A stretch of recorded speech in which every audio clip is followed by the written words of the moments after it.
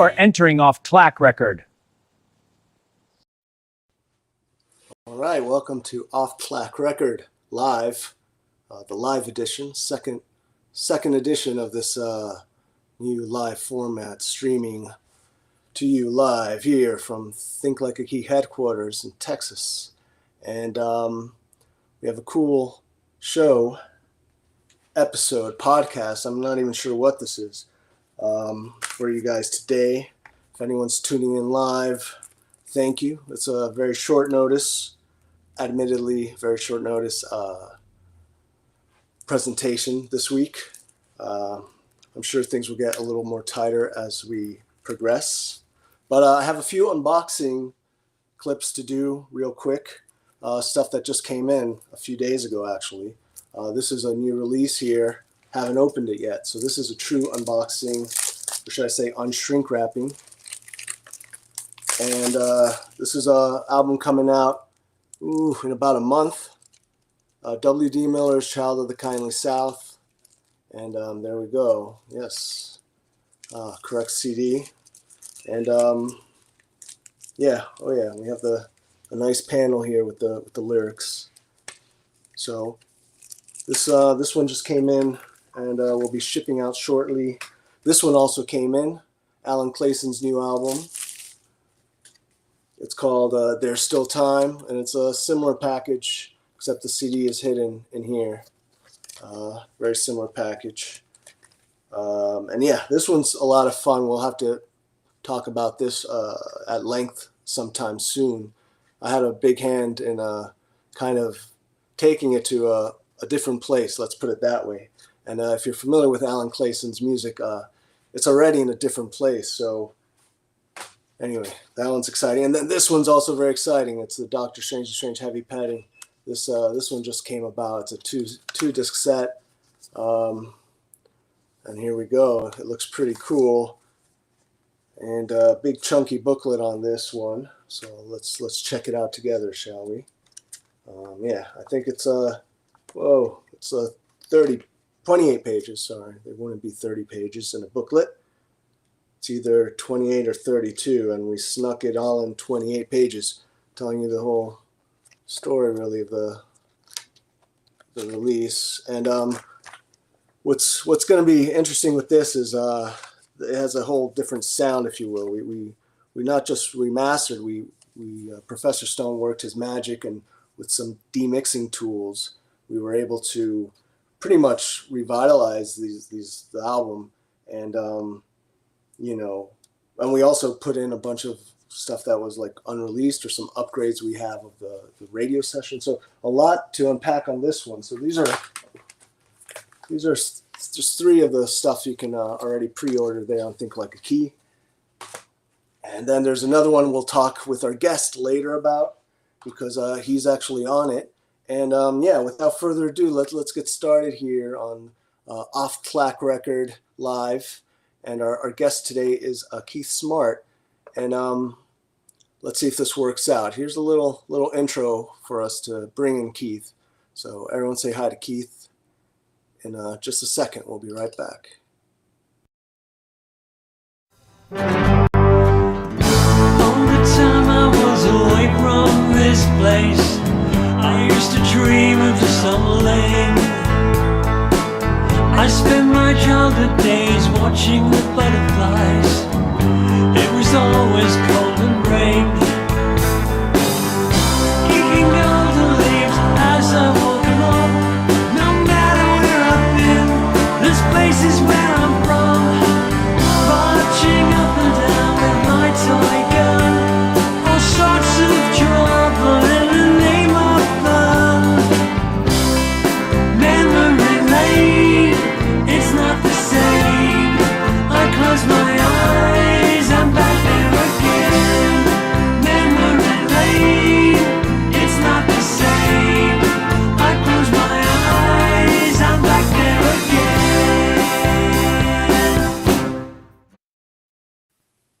All right.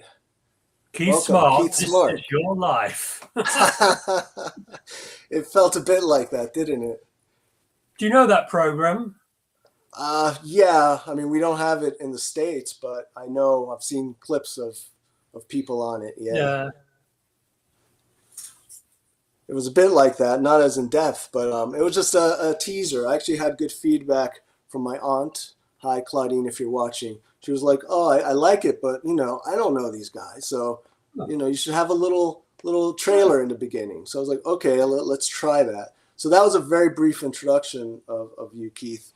It does highlight some of, I guess, your bullet points in your biography, right? Yeah. Um, and it did start back in the 70s. Am I correct with the MI5 group? Cool. Well, sort of 79. Yeah, we sort of got together and we had a vinyl single out in 1980, and yeah, we played around the Woking area in Surrey, and there was quite a few musicians in the area, like Paul Weller of the Yeah. Jam, Rick Parfitt of Status Quo, Peter Gabriel lived nearby, Dave Greenslade, the keyboard player in the Stranglers, Sure. Martin Birch, the producer, etc., etc., Yeah. etc. And how did that work with the band? Like, you're saying these guys lived around there. I assume you guys would like see each other or bump into these guys around town or at gigs, rehearsals? How was that? Yeah, I mean, in the Woking area, everybody knew everybody else. We Yeah. went to each other's gigs. We played at the same venues, borrowed gear off each other. There was sort of famous music pubs like the Wooden Bridge in Guildford, where everyone from the Rolling Stones to my old band MI5 played. There was a nice mark in the ceiling where I jumped up in the air and my bass went through the ceiling. But yeah, in those days we were followed around by a scooter club, so all of our gigs looked like a scene from the film Quadrophenia, if you're familiar with that. There'd be about 20 or 30 scooters parked outside. So that was still, but that was because that was a '60s thing, like the mod. But this was like a revival. Is that? Yeah, it's a revival. I mean, I was crazy on the Who when I was at school, and obsessed with them. Get all the records I could, and writing to Pete Townsend. As a teenager, I wrote to Pete Townsend asking him some question, and I didn't even close any postage so he could reply back. He sent a lovely letter back to me. And in fact, over the years, I've bumped into Pete quite a few times. I mean, you must know one of the stories is he was appearing at a television studio in London called the Eamon Andrews Show, and I went down there. It was before I was old enough to drive, and I tried to blag my way in past security. I tried to bribe them, and they told me in no uncertain terms where to go. So I went round the back of the studios, and there was another security man there, and I told them I was Simon Townsend's, Pete's brother, and they telephoned Pete, and Pete confirmed that it was okay to let me in, which was very nice of him, because he said to me when I got in there that he knew it wasn't Simon because Simon was on holiday. Yeah. Exactly. Exactly. It's just a really nice. So he and this is I mean, he didn't really know you, so he was just trying to figure out, okay, this guy, he had the guts to say, yeah, I'm his brother. Let's see who this guy is. But it is funny that you did you have a sort of a friendship, if you will, with Pete. I know you guys performed on stage together, sort of, at least in the same event. Yes, yeah. The Fast forward many years here. Yeah, 2004 that was. Okay. That was a good year. That was the year I played at the Royal Albert Hall with Paul Weller, funnily enough, and Kenny Jones, Pete Townsend, Ronnie Wood, and I also played with the '60s band Nirvana at a rock festival in Spain called Felipop, which is where it's an amazing festival where the bands take over a whole village. It was brilliant. Boy, I'm sure the villagers love that weekend. Yeah. But that's an interesting. And I know we're kind of just jumping around here. Hopefully, people Yes. are kind of familiar here with what we're talking about. I know Think Like a Key fans will be, because as we'll get to soon, we're going to go over Yeah. kind of all the recordings and releases that you're associated with on the label. And I was digging them up. There's quite a few. And anyway, so Nirvana is the big one. This is actually how I got to got in contact with you at first. And it was through Nirvana. I was going to reissue Orange and Blue, which was, you know, a lot of people don't even, you know, didn't realize they did that, much less my point, which I was getting to, is that they even played post the 60s. I mean, they did very little performing, as far as I understand, in the 60s. So much less in later days. But you guys did do that festival in Spain, which I want to talk about. But for context, it would have been 96 or so, 1996, 97. Well, 96 is when Orange and Blue came out. And I know you helped me a lot with the research in that project, because dates and everything was very, very, very gray area, you know, and I was kind of determined, like, I want to figure out what was going on with Nirvana in the 90s. And of course, we're talking about the British Nirvana with Patrick and Alex. And so then that tied me in with you, Keith, and then you were basically their right-hand man, I guess I would say, from the 80s onward. So you know all the story of the band from that era. And then there is a lot of story, a lot of, even the new CD box set, which is great, but they cut off in 1972, like most Nirvana, British Nirvana stories do. But there's a lot more stuff that happened. It just, I guess, wasn't, you know, commercially successful, I guess you could say. But for any fans of the band, I mean, it's a lot of stuff. A lot of recordings happened, and you were involved in pretty much everything from the 80s onward, leading up to this festival gig. Now, the question I have for you, I mean, was this a one-off though, or did you guys do other gigs around that time? And this is 2004, right? Yeah, we did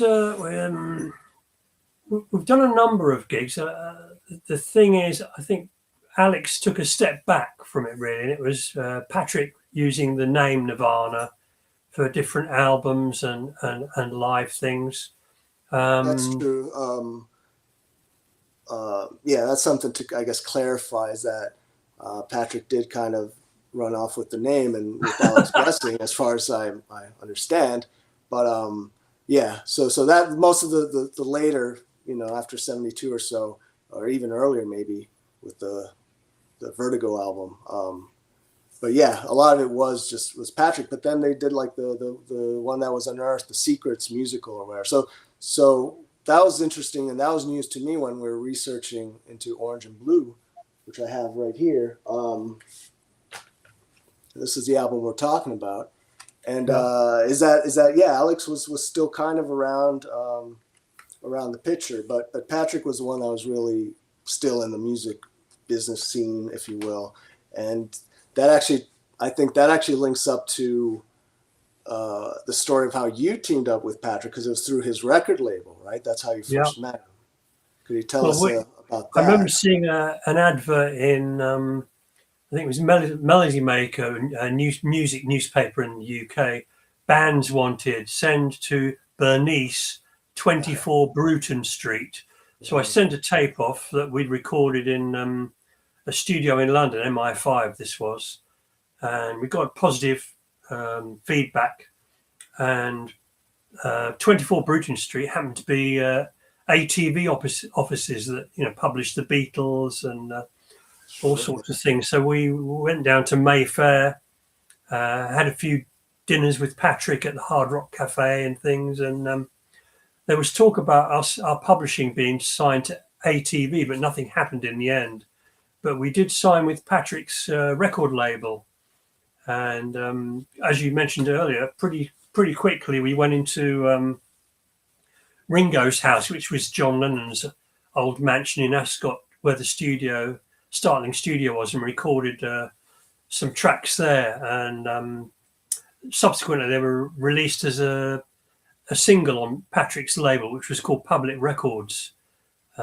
Where I lived in Surrey, there was a DJ called Mike Reed, who was in a few streets away from me. So I put a record through his letterbox saying support your local rock star, and he played it on Radio 1, the single, a few times, and then John Peel played it. And I think because in those days you could go into the foyer, this is pre-internet, of Radio 1, they'd list all the playings and things, and I think we got played 24 times, and we had a record plugger, and she would ring me up and say, oh, John Peel's going to play the B-side tonight. So I've got lots of recordings of bands being played on Radio 1. But what we haven't explained to your viewers, both of them, is hey, where are they? I'm a terrible archivist, I like to call it. Other people might call it hoarder. So when you came to me asking me about the recording in Nirvana, I was able to get my log out I've got, where I've listed every studio I've ever recorded in. Wow. The guitar or bass I was playing, the serial number, the date, what the equipment was. So I can go back and I know exactly who played what, the date. And I've also got a huge archive of, because as I explained to you before, when you're in studios back in the day, that you could take a rough mix home, and everybody, I'm not going to bother with that. But I say, yeah, I'd like a cassette of what we've done today. So I've got all those upstairs, all different rough mixes and things like a country and western album that Patrick and I did, which he's probably forgotten about. I know he took it to Nashville to try and sell it, and surprise, surprise, they've got enough country material of their own. Interesting. Well, yeah, that's true.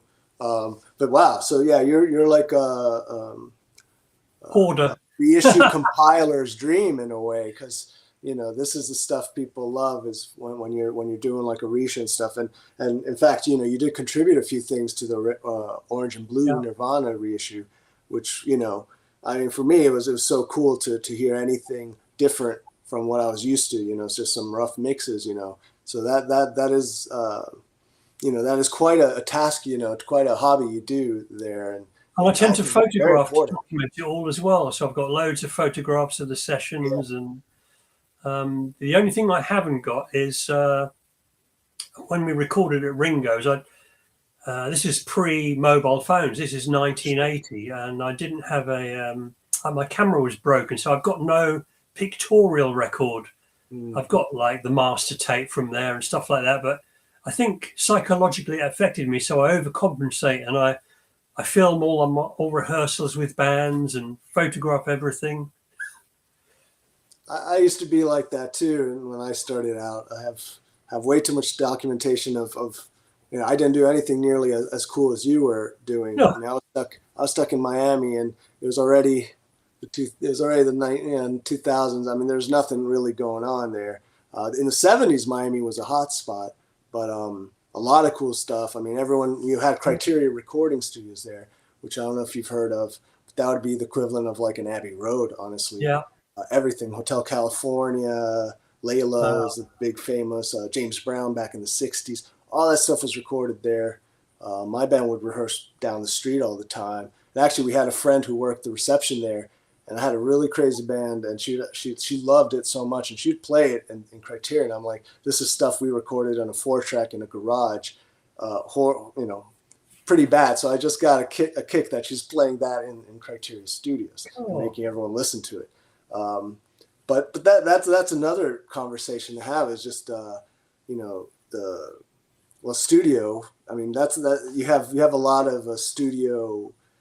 I guess, I mean, you were there in those days in these studios, and I always love to ask, like, what do you think of the way things are now? Like, what, with the way we record stuff now with digital and all that, like, do you have like a preference? Do you think the old way is better, the new way is better, or what do you think? Because I think it was so, I mean, you're talking about tape boxes, writing stuff. Yeah. I came at the tail end of that, so I know about it, but I didn't really experience it. By the time I was in studios, it was all mostly Pro Tools, and it was kind of boring, honestly. You kind of lost that magic. And Pro Tools, in case people don't know, is you've got like a screen, and you can, if there's something wrong, you can move say a bass drum, or you can move a guitar note. So I don't use that at all. I don't like it. And You have a digital. You use like a digital workstation, right? Like it's digital, but it's a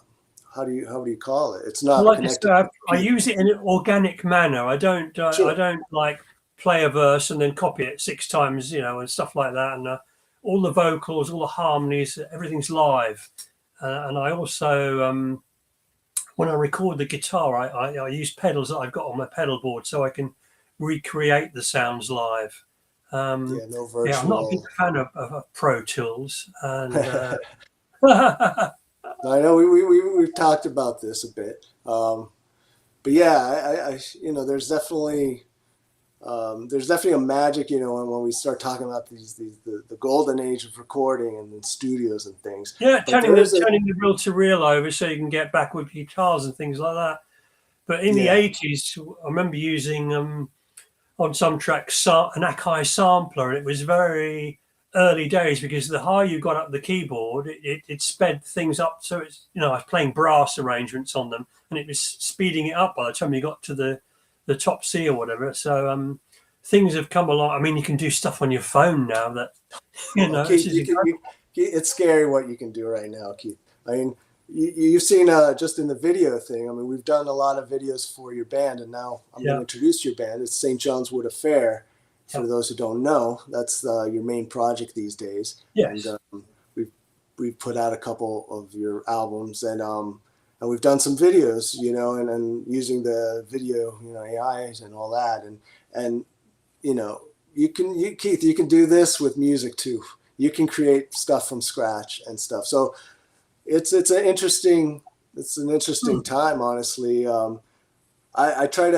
I feel like right now, and we're kind of in the 60s in the sense of how things are progressing really fast. Because, for some reason, and I think most of the audience, all two of them may also have the same feeling where we kind of know the 60s, like 60, let's say 62, 63 to 67, 68. They at least in my mind, that's like that was like decades of difference when it came to technology, right? Like in the music being made, like, the top charts of the 66 and 67 were very different. Like it was just like things kept getting better. And by the end of the decade, you had things like Abbey Road and all these like really well recorded and mature albums. And it started out in 1960. I actually don't know any hit songs from 1960 because it was just different kind of music. I know if Skiffle was big and was that, but then the Beatles came and they changed everything.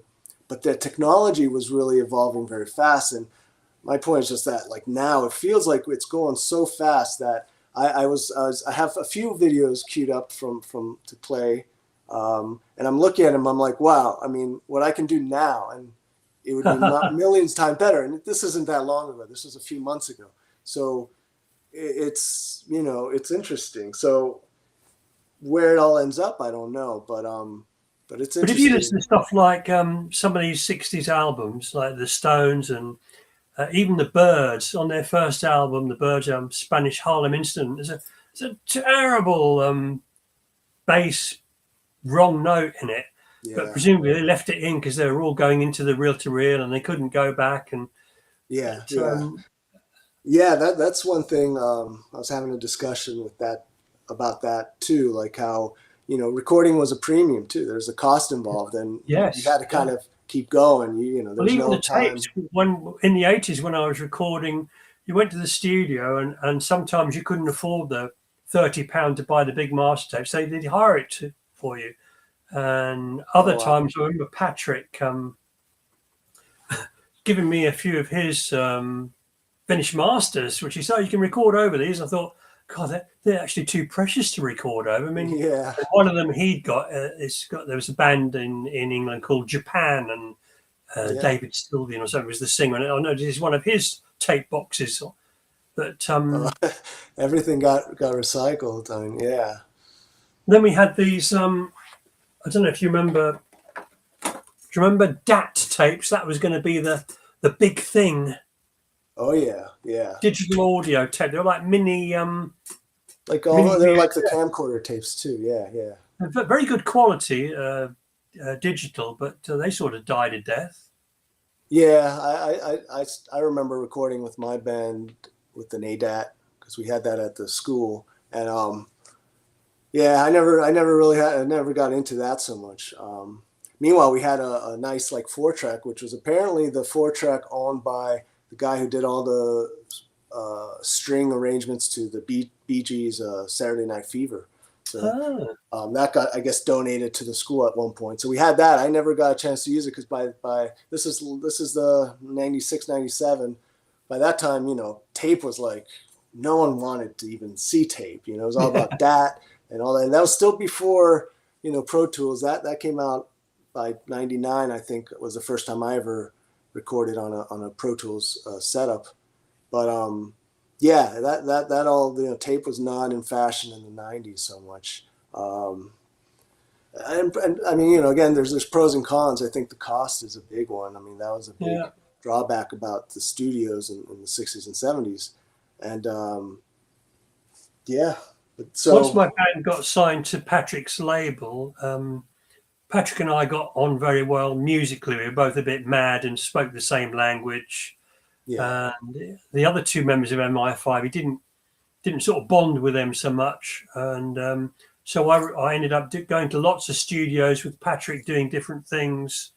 I remember I was booked on one session to play G on the bass for it was called The Hero I Might Have Been, and it came out on Harvest Records. that's a great single.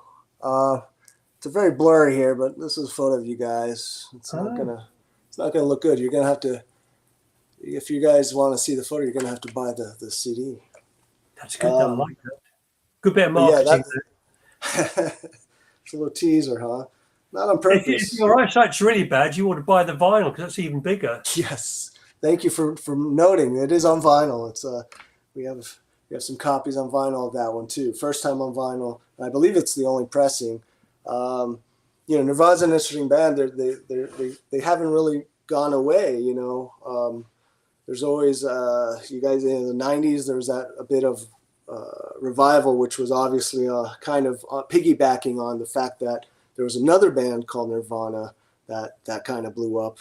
And what are your thoughts on that? Do you remember when Patrick and Alex found out about the name Nirvana being tied to Kurt Cobain and his band? A bit strange. Where I suppose these days it's easy. You think of a band name, you put it into the school of Google, and you find out there's 6 other bands already called it. So, but Nirvana, the UK band, was such a well-known band. They're always on these psychedelic compilations, Rainbow Chaser. It's very strange because I take too long a story to explain, but there is a connection between Kurt Cobain and Patrick. Patrick knew somebody, I can't remember his name, who was going out with the girl that ended up marrying Kurt Cobain. So she might have had in her, subconscious the name Nirvana, but it was. I mean, they had records out there. They were the first band signed to Ireland, so Island Records. So there was no doubt that they were around before Kurt Cobain, who I got all the albums they've done as well. But completely different. One's like I always tease Patrick and Alex. I call them Baroque and roll. And, that's an accurate. I think that's accurate. Yeah, I remember it all went to court, and one of the outcomes was they're not allowed to talk about it. But they both agreed to carry on. They could both use the names. What I read was something about they were allowed to kind of use the name without making a note. Oh, this is a different Nirvana, but their sound was supposed to be different. Yeah. And then, of course, Nirvana did the Unplugged where they had the cellos and stuff, and that was kind of an interesting. I don't know, that was just a thing that was going on. The Unplugged at the time was very popular, so I don't think it was a conscious thing, but it was kind of ironic that happened. I think because that would be the closest they would have sounded to the original Nirvana. Yeah. But it is. It would. I haven't researched too much. I'm more familiar with the British Nirvana story than the Seattle Nirvana. There's there I am. Your back's all right. All right, a little glitch, mostly because I mean, there's probably millions of books on Nirvana, so I'm not interested in researching so much about them. But I've definitely gone down the rabbit hole in their story, and I can say that it would be interesting if there wasn't a Nirvana record in Kurt's collection. I know they did that cover of Love Buzz, which was the B-side of the Shocking Blue single Venus. So, they collected some vinyls, and they knew some obscure stuff. I mean, they did The Man Who Sold the World on Unplugged, which I never even heard. At that point, I hadn't heard that song. So Courtney Love, that's consider. what I was trying to think of. Which one? Courtney Love, she was married to Kurt. Oh, yes. Yeah. Not to be confused with Yeah. Courtney Pine. That would be a whole new ballpark, that. Saxophonist. That one's lost. Oh, okay. That one's lost on me. Sorry. I don't know the other Courtney. Yeah, so it is interesting though, but it helped, it helped Nirvana, and something that I found interesting too was on YouTube. You go through some of the British Nirvana tracks, and you see the comments, and people love it. They're like, the sad part is that they've all landed there, probably the majority by accident. Yes, yeah. But they love to hear.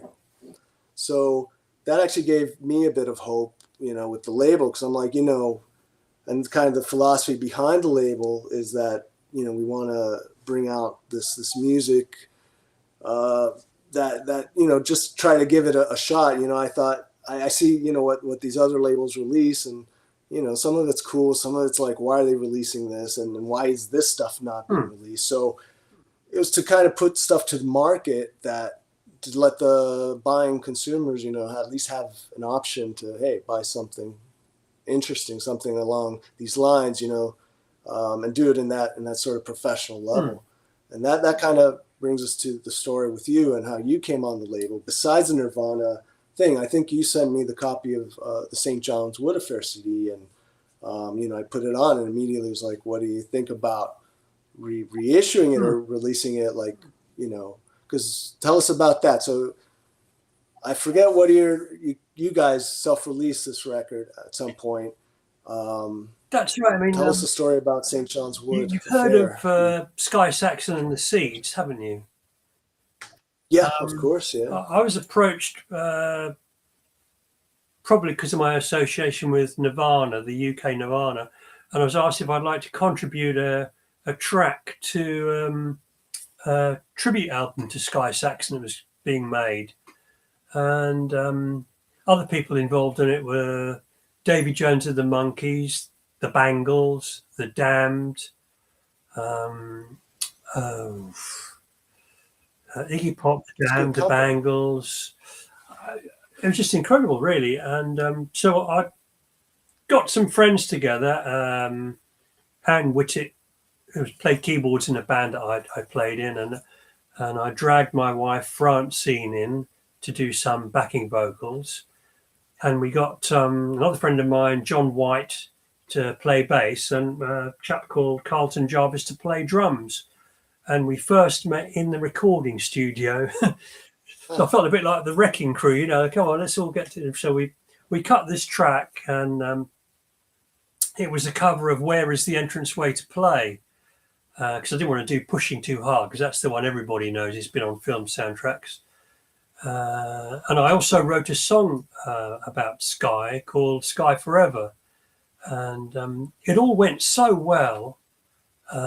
We decided, this was 2010, we decided this is just going too well to end. So we carried on recording, and put a band together, did lots of gigs, lots of festivals.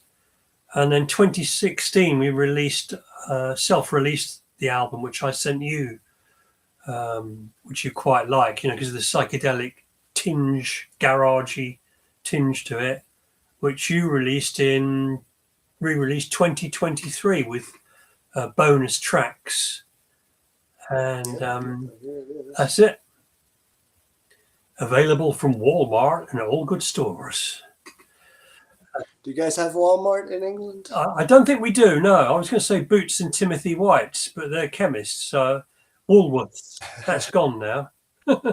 Woolworth, I know. That brings me to a question. Have you been to the United States, Keith?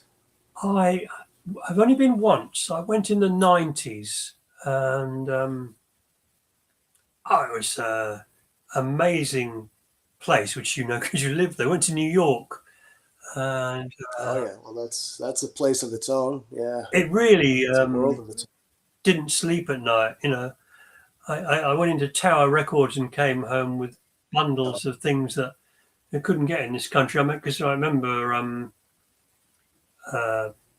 records are so hard to get hold of here. Like I wanted a copy of the Ronnie Lane, Pete Townsend album Rough Mix, and in the end I had to order it as an import. I couldn't get it in the UK back in the day when it was released. But yeah, it was an amazing place. Went around, visited the Dakota and Central Park, and I was just amazed because whenever you looked up, all you saw was skyscrapers. I went to Battery Park as well to have a look around, and saw the World Trade Centers there as well, and just iconic things that we'd only seen in films. I mean, we take it for granted going into London, seeing like Big Ben and all the usual things that the tourists go mad about.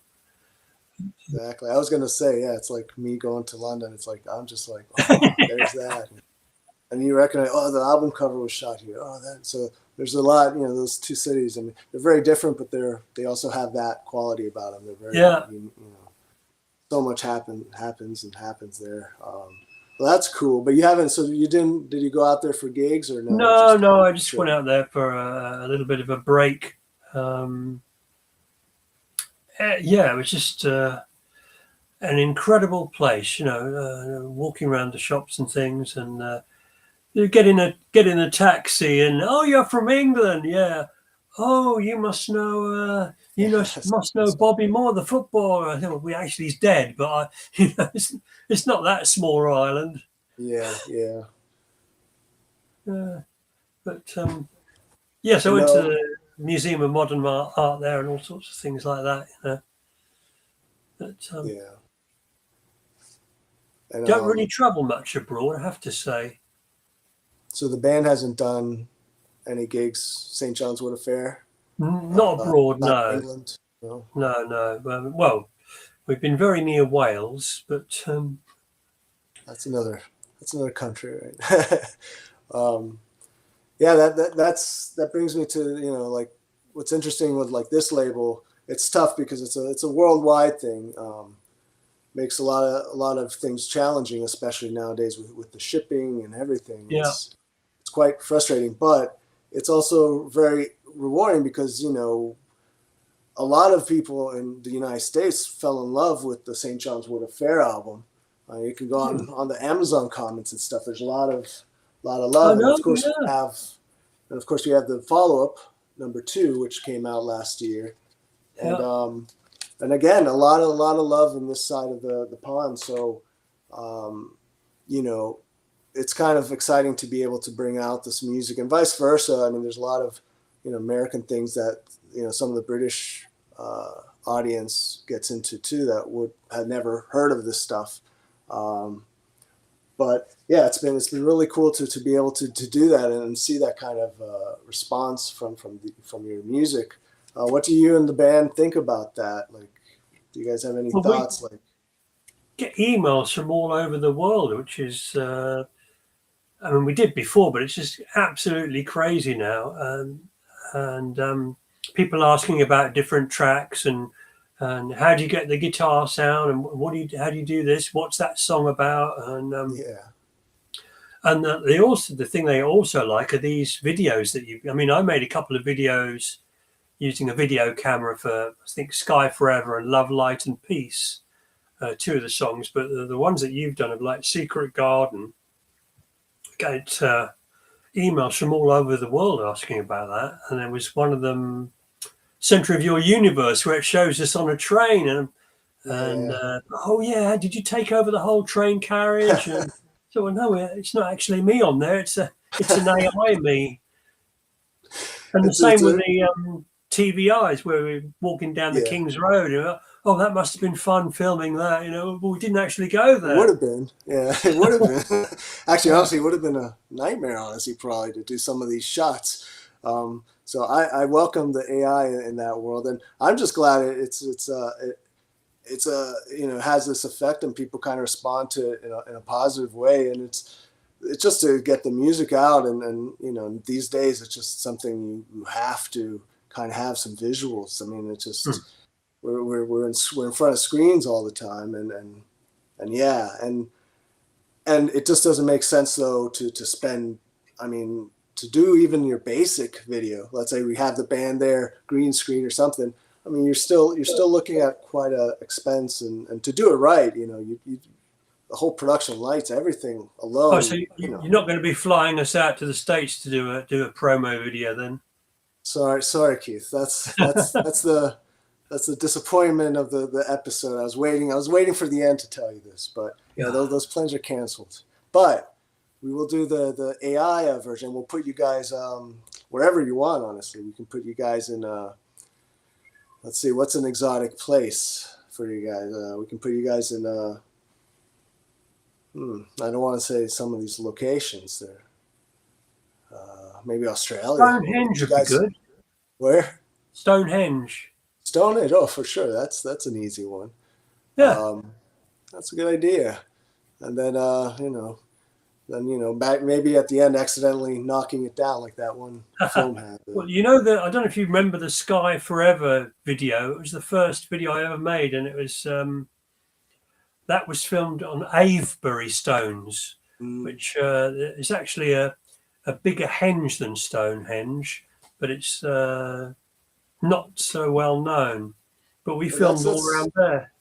Yeah. There's definitely lots of cool locations, and like you said, there's a lot of henges that people don't know. There's a lot of stuff that I think is still being discovered there, which is wild. While we're talking about these videos, I think it'll be a good time to play one. But I do want to, before we do that, you got to tell us about your wardrobe, your shirts. You always have cool shirts and a cool sense of style. So tell us about that. Where do you get these this shirt? I had to get this shirt because it goes with the Paisley guitar. That's a nice one. Yeah. But I'm coming from Woking. You see, we're all very style conscious there. And so just the other thing is about being an archivist stroke hoarder is I've still got all my clothes really, and I got into striped jackets, and the candy striped jacket I wore on the cover of MI5's single in 1980. I've still got that. Oh wow! Then I got another couple of ones. I've still got those, and so it's gradually built up. So I even got married in a purple and cream striped boating blazer. And you have that still? Yeah, I've still got all my blazers. I've still got them all, and they still fit me. In fact, I've still got like very nice Ben Sherman shirts, check shirts that I had at school, which still fit me because I'm your skinny English guitarist. Yeah, that's great. Yeah, you kept skinny. That was key though, because otherwise it wouldn't fit. But let's see. So I have here queued up Center of Your Universe. Cool. I mean, let's go ahead and do that. We can it's a 3-minute and 10-second break, and we'll be back. And if there's anyone tuning in and want to say some questions, we can always take some questions live, and we'll just kind of wrap things up, I guess, after this. And all right, our guest here is of course Keith Smart, and this is off TLAK Record live, and it's live. So any mistakes and stuff is just it's part of the fun of this event. So this is Center of Your Universe. I believe this is the opening cut of number 2, the album number 2. Any words before we play it? Oh, Anything you the want to tell centre of the your audience? universe. I was channeling Roger McGuinn, who I met once, and the Birds with the 12-string guitars. And very quick story. I was watching a program about astronomy, and the presenter was saying, "Well, I'm standing in the field here, and there's nothing much happening." And there was all sorts of shooting stars going off behind him, which he missed. So that's where the first line, you say there's nothing happening behind. That's where that comes from. Very Cue funny. the record. All right, here we go. You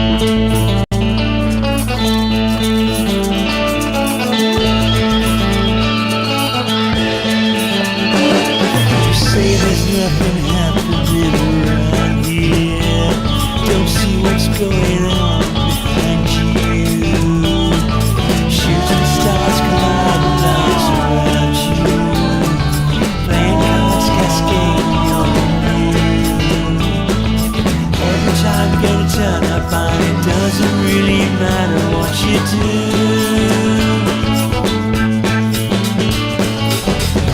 You're the center of your universe. All the stars say it's true. You're the center of your universe. Gotta get home, gotta leave me now. I'm worried that it's coming true.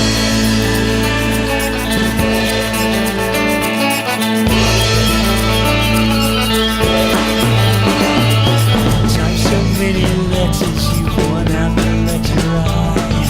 People all around you, young, you never work out why. That horoscope you're reading is maybe based on you. You can't use it to justify all the things you do. Every time's gonna turn up on it, doesn't really matter what you do.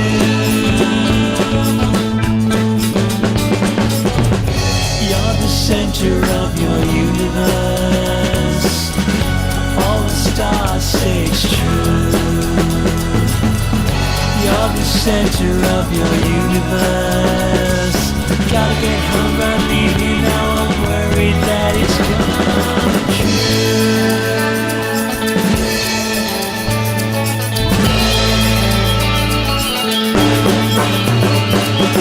Walking down the street, you see there's people watching you. Taking down the details of your head onto your shoes. Your paranoia is closing in. You need some ECT, or maybe just a biscuit with your morning cup of tea. Every time you gotta turn up on it, doesn't really matter what you do. You're the center of your universe. All the stars say it's true. You're the center of your universe. Gotta get home, gotta leave me now. I'm worried that it's coming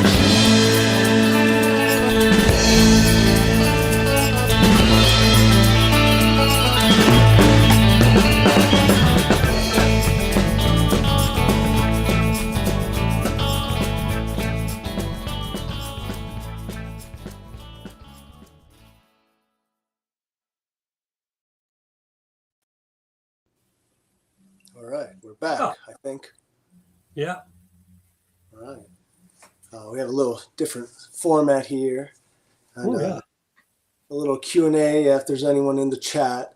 But Do you know, Roger, we've had 7 bass players in St John's Wood Affair.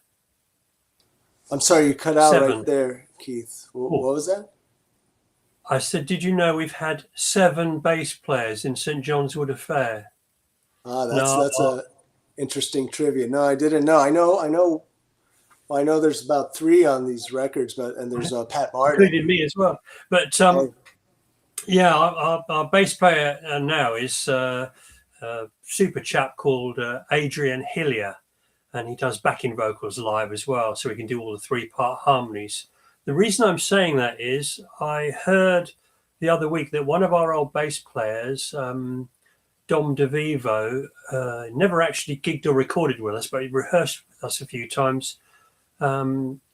Sadly, he was killed the other week. It's very, very sad. Another one of my sort of friends from Woking. So I think I'd like to dedicate this program to him, if that's all right. Yeah, of course. Wow. He played in a band with another dear friend of mine who died of cancer a few years ago, called Steve Baker. They played in a band called Squire, and yeah, and when Squire broke up, Steve and I formed another band called Cutting Edge, but that's another story. But like I say, everybody around Woking, everybody knows everyone. So it's a, but it sounds like there's a, what's the word? I can't think of the word, but there's like too many musicians. There's a lot of musicians in Woking, more than other places. It seems like the ratio is a little high there. Well, when you're playing at a gig and you suddenly think, oh, I know him, and he's in the, because everybody went to everybody else's gigs as well. Well, that's awesome. I mean, that's a very healthy scene then. Yeah. I can kind of say maybe in a weird way, Miami Beach had that, because a lot of people who I still work with today, or who have gone on to work with all sorts of people, we all came out of Miami Beach, but there's a little reason for that. Well, first off, that's just a weird place, I guess. It's I went to Liverpool, and it kind of reminded me of Miami Beach in a way. I guess because it's kind of a port town thing happening, but it's also like just mixed, and it just has a different vibe from, let's say, London or anywhere else in England. And of course, knowing Liverpool music, maybe I'm also biased. I'm like, well, Miami Beach kind of had its own thing going too. But yeah, because your band Ex Norwegians played in Liverpool, didn't you? That was the last gig we did. I think that's where that was. I mean, I won't say it's the final gig, but it's the last gig. It's been 2 years, I think, since we played. Has that been a steady lineup, or have different people coming in and out of it? No, that's a. I mean, I don't know if we've had 7 bassists, because the bass player we haven't had that many, but yeah, it's drummers is where it's been revolving. Maybe we've probably had at least 15 different drummers at some point. It kind of started revolving after, honestly, the first few months. In fact, it didn't start off well. Our first gig had a fill-in drummer, because the drummer we had for the band was on holiday or something. So right off the bat, we had a temporary drummer on the first gig. So wouldn't that have been great if his name was Phil as well? Phil, the fill-in drummer. Fill-in drummer. That's a good one for any sketch there. If anyone's listening, any comedy sketch writers. But is there? We'll open up the floor to any questions if anyone's tuned in now. Keith, I know you were kind of like, hey, shouldn't we have promoted this? And you're absolutely correct. But this is still kind of, we're testing this out. So my hope is we'll bug you again, and we'll have you back on, and with a more established setup here, as we keep the series going. Hopefully, right now it's every 2 weeks. We'll see. It'd be great to do it every week. I mean, there's a lot I think to talk about with you and with other Think Like a Key musicians and stuff. And that actually brings me to what I wanted to talk about here in this I guess final segment. I don't want to keep you out too late here. It's already been an hour, Keith. Yeah, it's only 25 to 9 here in the UK. Oh, okay. Yeah, it's I got 25 minutes before it's bedtime. I'm all right.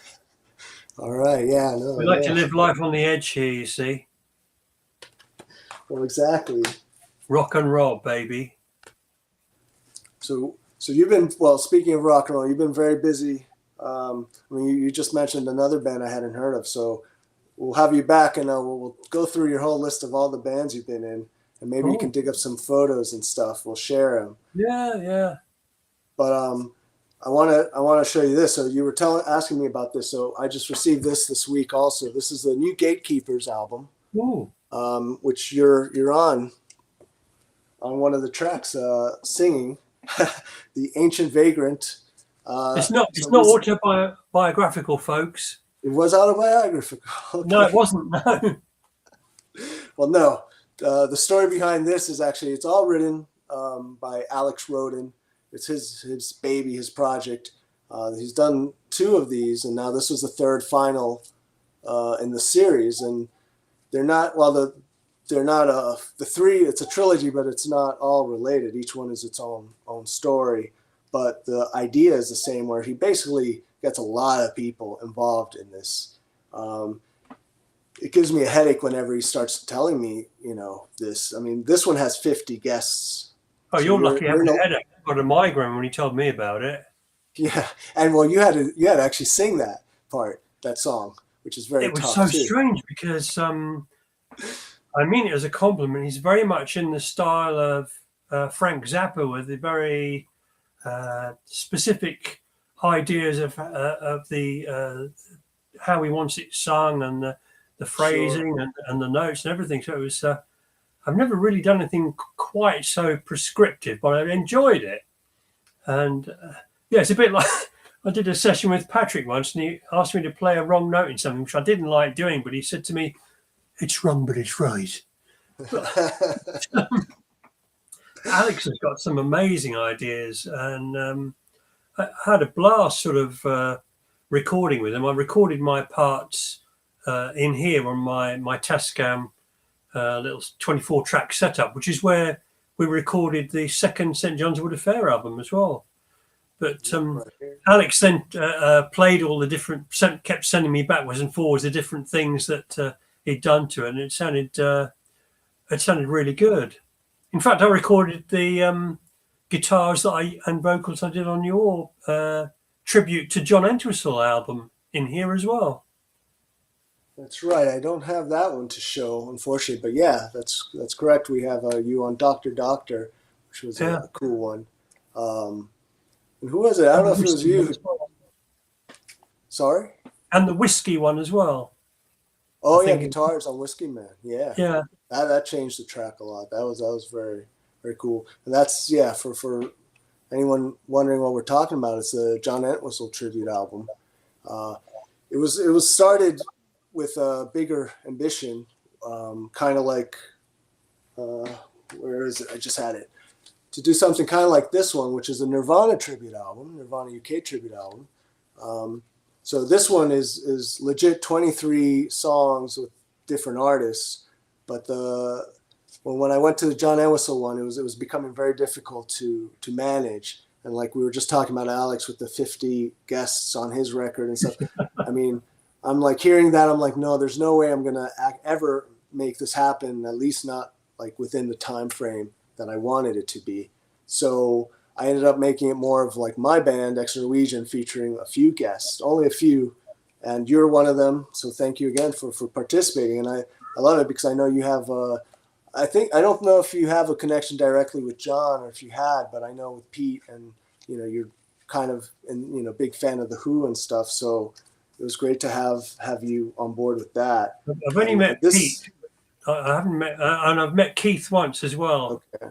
And I took a photograph of Keith standing by a glass door, and it was just back in the day when I got the photograph back from the developers. He had a halo around his head, and just before I got the photographs back, he died. So I sent the photograph to his mother about 20 years ago because she lived in the same house Keith was brought up in. And she sent me a lovely card back. In fact, I found it the other day in my archive, saying that she loved the photograph of Keith and had it on top of her TV in a silver frame. And I thought she was just being nice until I watched the DVD called Amazing Journey, the story of the Who. And they interview Kathy Moon, and behind her on top of the TV is the photograph I took of Keith. Wow. And wow, yeah, that's something that's interesting. With the halo happening to it. Was that your copy that you sent, or do you have a copy yourself, or? No, I've got a copy here, and I'll dig it out for next time. It's never been published or anything. But yeah, I mean, Keith, I was only a teenager, and Keith invited me. This was at the ICA in the Mall in London. There was a display of the Who's gear there, amps and guitars. And Yeah, I was sitting on the stairs, and Keith came and he invited me to the party downstairs. So he introduced me to Sir Peter Blake, you know, who co-designed the artist that co-designed Sergeant Pepper, and oh, a yeah. singer called Ian Drury, if you've heard of Ian Drury. And that was the first time I ever had champagne, I think. I was a bit out of my depth. What year would have this been? Like 77? That was 1978. 78? So he died a couple of months after that, Yeah. which is very sad. Because I lived in Chertsey, and Keith lived in Chertsey at Tara House, a futuristic house with like pyramids. Right, yeah. And where I worked, I worked for a company called Watkins Electronic Music. And if you look at any like, I don't know, Pink Floyd live at Pompeii or something, you see on the amps they've got WEM. I worked for them, building guitar cabinets and copycats and things. Yeah, Sid Watkins told me a story of going to. He went to Keith Moon's house, and Keith got him to fit a PA system in his lounge so he could play Beach Boys records and surf music through the PA. Must have been nice for the neighbours. Oh gosh. Well, yeah. Imagine having Moon as your neighbor. That's a tough one. Nowadays, that would have been a great reality show. Yeah. Life with the Moons. They actually did a radio show called At Home with the Moons, I think. Yeah, right. Now that I said that, I'm like, I've seen that, like that. Yeah, Life with the Moons or something. Yeah. So radio, yeah. So they knew it was a good idea. So I have a question. Let's see. Cool. Well, this would be more, I think, for the '60s Nirvana. You were making psychedelic cinematic music before the industry had a language for it. Did you feel ahead of your time or outside of time altogether?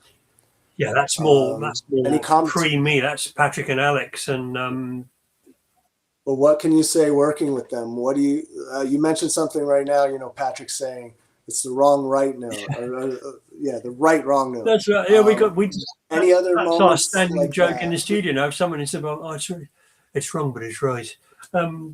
It's wrong, funny but I it's should right, say yeah. about the cinematic music, because I believe Alex actually studied filmmaking, but he is such a fantastic musician. I mean, seeing him play the piano and that, just the arrangements in his head. So yeah, I mean, they were creating stuff that hadn't been done before. It was. Or hadn't been done very often, like the phasing on Rainbow Chaser. I know they had it in Ichiku Park. Yeah. Which came first? I think Ichiku Park. Yes. Yeah. First, Yeah. But yeah, you still didn't. You know, it was done in a different taste, I guess. You know, with the horns and stuff. I think a little more interesting. Ichiku Park it's different. I never liked it growing up. I actually didn't like. Oh that. no. Phasing. Oh. I know. I didn't like that. I mean, I loved Ogden's Knockout. That was my favorite. But I went back to the early singles and I wasn't really feeling them. Part of it is just the production. Whereas I think in Rainbow Chaser, the phase is like really enhances it. I think it detracted it from Ichiku Park. You know, unpopular view, I'm sure. But well, funny enough, I never even actually thought of it until in now. St. John's Wood Affair, we don't do many cover versions live. We do one or two, and we do See Emily Play by Pink Floyd. And that's great. we've just started rehearsing Ichiku Park. This one's for you, Roger. Well, I'm sure I'll enjoy it because I'm sure my ears won't get all phased out unless you're able to do it on the master mix. Well, somebody gave me a Electro Harmonics Andy Summers signature flanger, which we've been using that. It sounds great for I sort of do the drummy bit on that. advantage. Oh, okay. Okay, that's cool. But That's cool. Did you what did you think about, because the Small Faces reunited right in the 70s, 78 or so? Did you ever catch them live, or?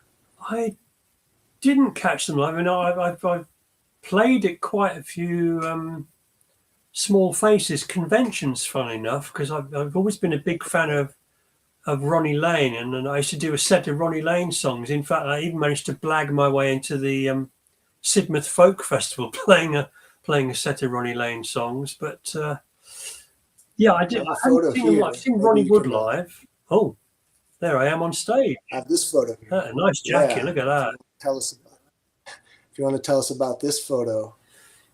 That was taken at I think it's called Venue 229 in London.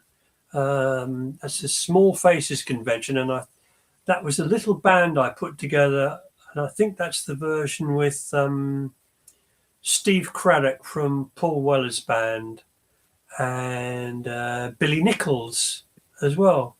Funny enough, I saw Billy in Waitrose yesterday in it's a supermarket, in case people don't know what Waitrose is. But, I didn't know. Okay. I sent him a message today. I said, "Happy birthday, Billy," because it's his birthday day. See you in Waitrose. I'm always bumping into him in there. That's cool. Have you worked with them musically at all? Any projects? We've played a few gigs live. When I've done these sets of Ronnie Lane songs, I've got him in to do a bit as well. In fact, I even got Glenn Matlock of the Sex Pistols. I got him involved as well. But just around the corner from where we live now, we got Ian Gillan of Deep Purple. I don't think I'll be able to get him in. Maybe maybe he'll find a little time, but yeah. So you really stayed pretty active in the music and the music community. I'm always writing, and in my studio log, I've got I'm getting asked to play different things on different albums, and I do a lot of writing as well. So if you go onto my website, www.keithsmart.co.uk, on the media section, you can see all the books I've been involved with, like Beatles gear and Stones gear. And I've even been writing for a Japanese guitar magazine. I do 6 pages a month of guitars, because in case you don't know, I'm a fully fledged guitar bore. Well, that was in your "This Is Your Life" bumper. We mentioned that you're a guitar historian. So yes, that's a nicer way. Briefly tell us about that. How did that come about? Since I was a kid at school, I was drawing guitars all over my. I used to draw them in the back of my exercise books at school, which was fine. But then the exercise books got filled more from the back with guitar stuff than things we were supposed to be learning. But yeah, I've always been fascinated with different guitars, and started off mainly with Vox guitars, and then went over to Zematis guitars, and they were made by Tony Zematis around the London area. He used to make about 6 a year. People like Eric Clapton and Donovan, Ronnie Wood, Ronnie Lane. They used to play them, Jimi Hendrix. And then I approached Tony about forming an owners club, which I did in the 90s. And I used to produce a few magazines a year, and people like Eric Clapton were members, and even Geddy Lee more recently. And yeah, it was all very, very interesting. I got a bit fed up with filling out customs forms, so I don't do the magazine anymore, but I'm still in touch with everybody. I mean, when Geddy Lee was writing his book, he asked me to help out with the Zematis guitar section. So, do you get approached a lot? I would imagine, since like you say, you're a self archivist and hoarder. So I would assume you get approached a lot Uh, Well, yeah, I for- do. I mean, just recently, some a company, produced, got in touch. They'd got hold of some 80s guitar that Paul McCartney ordered for the wrestler Giant Haystacks as a present, and they said, "Did I know about it?" I said, "Yeah, I know all about it. I've got photographs of it. In fact, I got a letter from Paul McCartney about it because I wrote to him in the 90s about it, and actually, it was in round about 2000. I wrote to him." And he wrote back. I've still got a copy of the letter in my expanding archives. Do you have any plans to digitize these archives? I don't think so. I mean, I've got. I used to have about 2,500 3-hour videotapes, and they took up a whole room, and they were all on index cards. And I bought a machine that you put a videotape in one end and it comes out a DVD the other end. Yeah. And over a period of, I think, 15, 20 years, I've gone through two machines. I wore one out because you've got to transfer it in real time. So a 3-hour tape takes 3 hours to transfer. Yeah. But it's strange. I was contacted by the BBC a couple of years ago. They have this program called Fake or Fortune where someone will say, "Oh yeah, I've got a painting here. I think it's by Leonardo da Vinci," and they analyze the paint. Well, they thought they'd try a rock and roll one, and they had a guitar that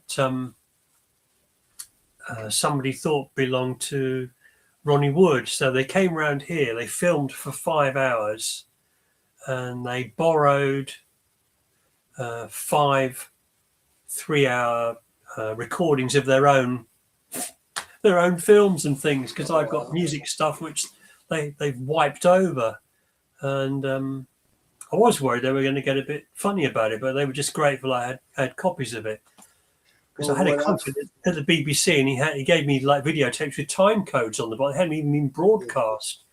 So I borrowed all those and used them on this program, Fake or Fortune. I won't tell you the outcome of it. Yeah, it's I remember when you told me about that. That episode.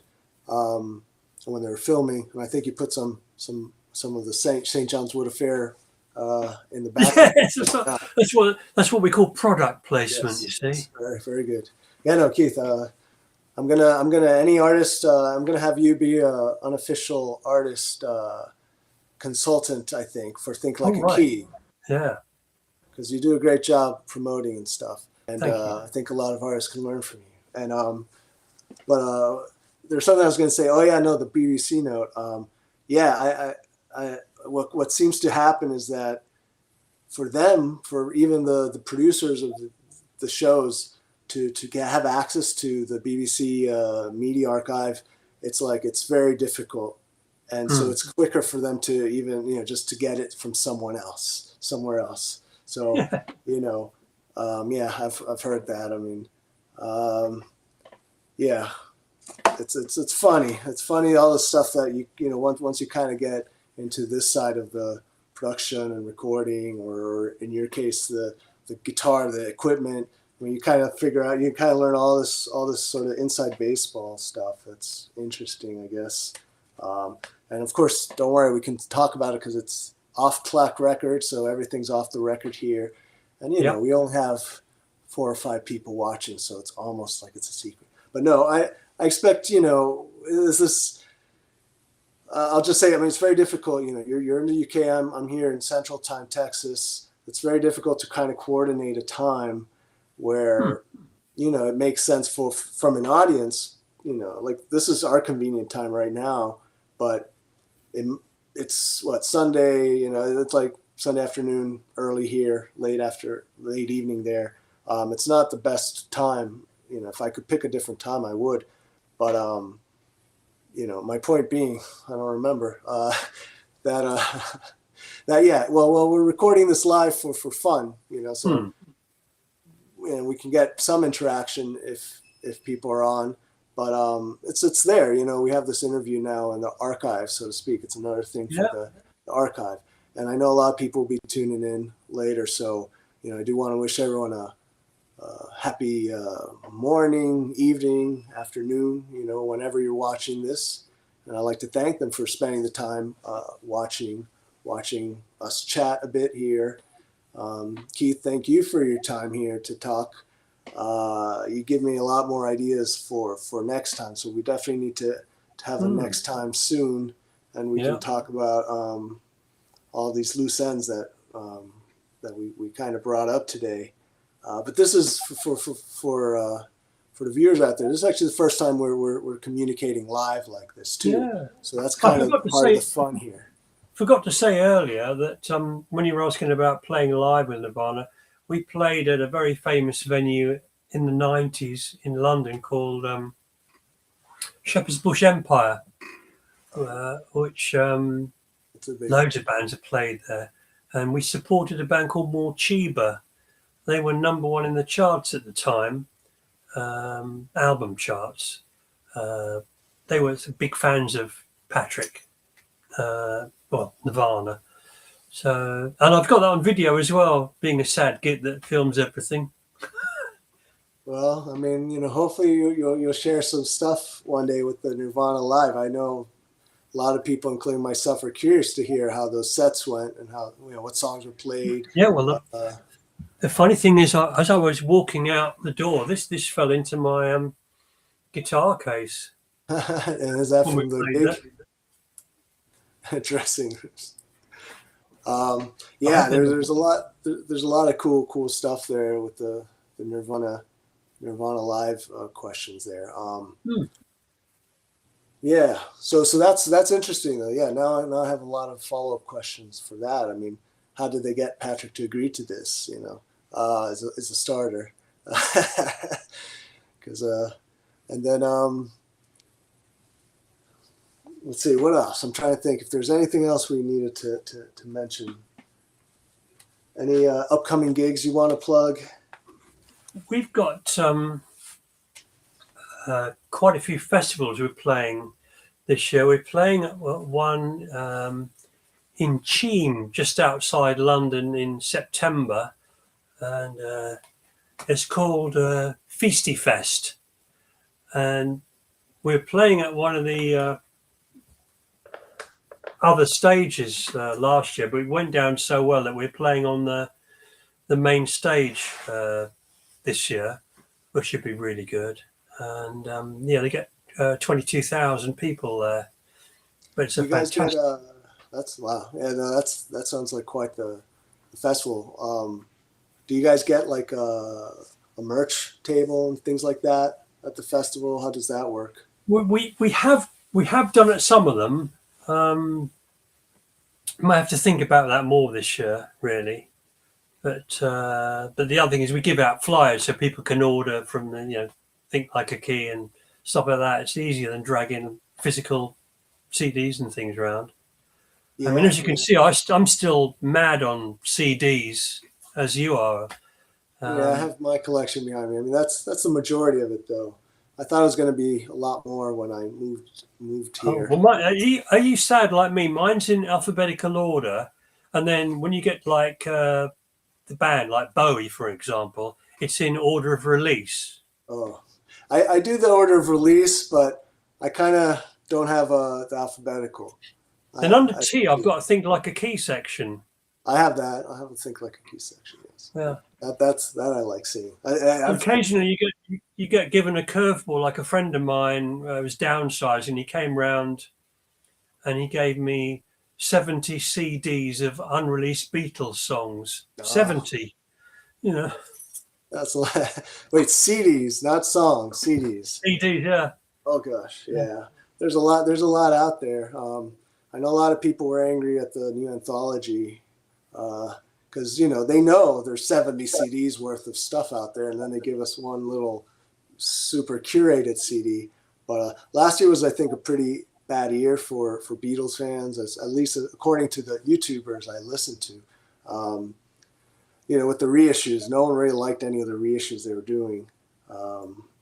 So I don't know. There's still a lot of cool stuff out there that we're waiting on to be released. But then there's a lot of like stuff. There's just a lot of archival things coming out, and I mean that's kind of what I like to do with the label too, is bring out these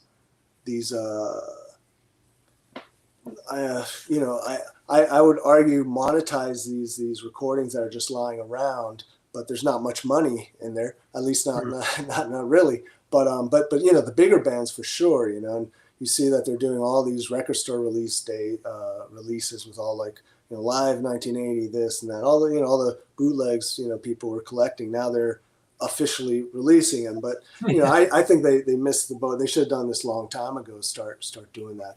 A few artists I think would do that kind of thing. Well, Zappa comes to mind. He did the whole bootleg series back in the 90s, which I thought was very smart.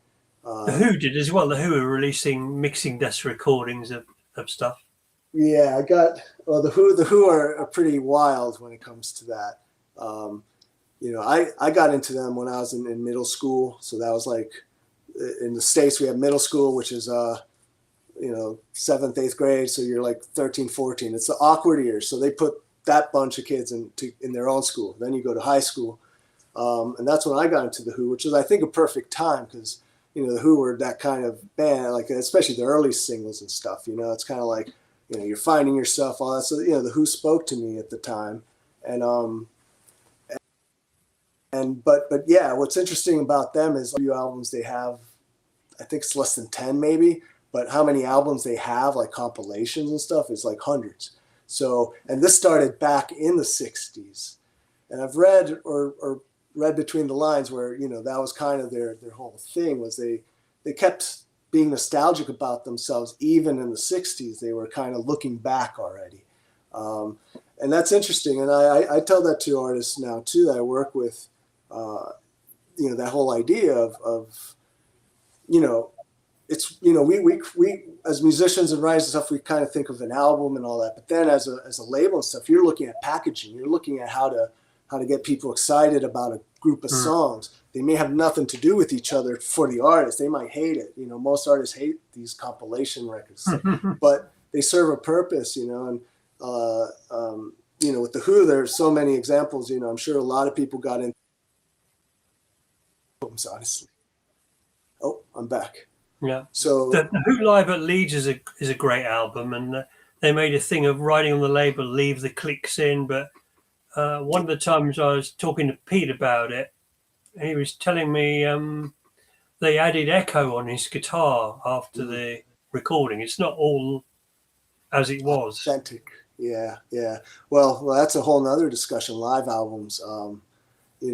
I find it funny. You sometimes go into these very well detailed books or information, like the Kinks, for example, and then you look at their live albums.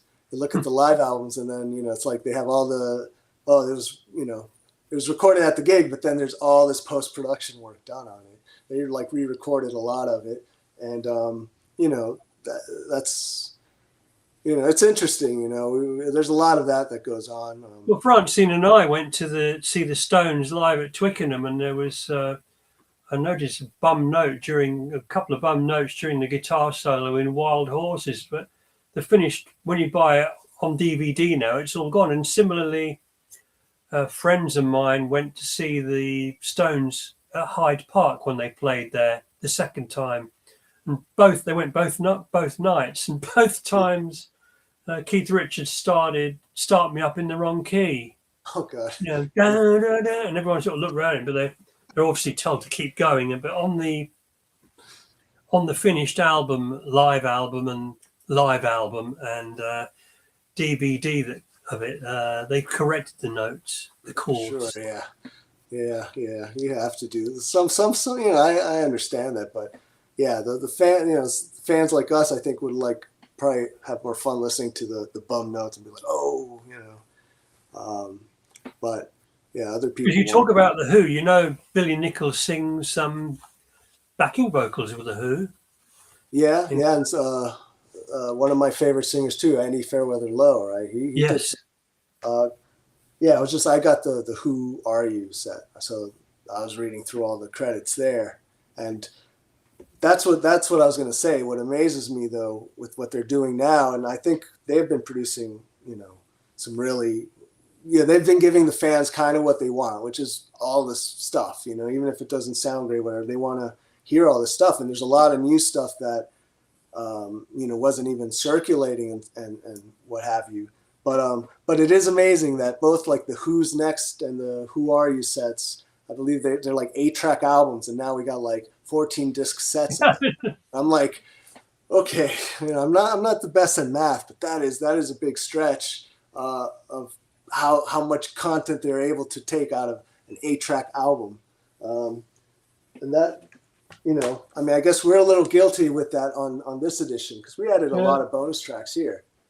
Well, because of the internet, I get contacted by like a friend of mine, Patrick Akers. We played in a band together when we were at school in the 70s, and we got in touch, and I said, I've still got all of our demos. In fact, I've got the demos from the other band you're in as well, because I keep everything, as I said, and I was able to send him demos that we did together, and live gigs and rehearsals. Oh, boy. But I met up with him and his wife last year. They came to this festival, Feasty Fest, and it was lovely to meet somebody you hadn't seen for decades, Very cool. So definitely, I think I'm not alone. I think all our viewers are going to be interested in hearing more about your archives, and maybe you can start sharing a few things too. I know you do. I know you post quite a few things. So I have a huge photographic archive as well, because when I was a teenager, I had a fake press card. So I used to turn up at a gig, and I'd get a normal ticket. And once I got inside, I'd find a manager or something, and I usually ended up in the orchestra pit, taking photographs from there.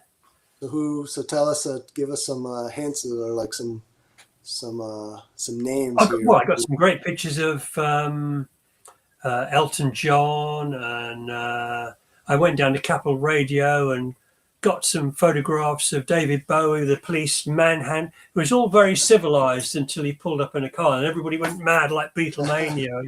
I got some photographs of the police manhandling him in. The Keith Moon photograph's very good with a halo.